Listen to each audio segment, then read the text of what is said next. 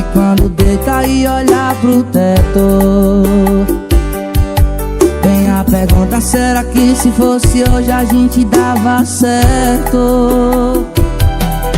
Um episódio que nunca vai ser lançado, um álbum incompleto, uma história que parou pela metade, cê imagina o resto.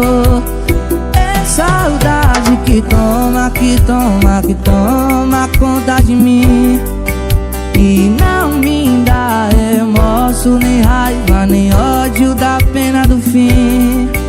Agora nosso quadro, casando na igreja, não vai ser pendurado, só existe na minha cabeça nós dois tocando gado.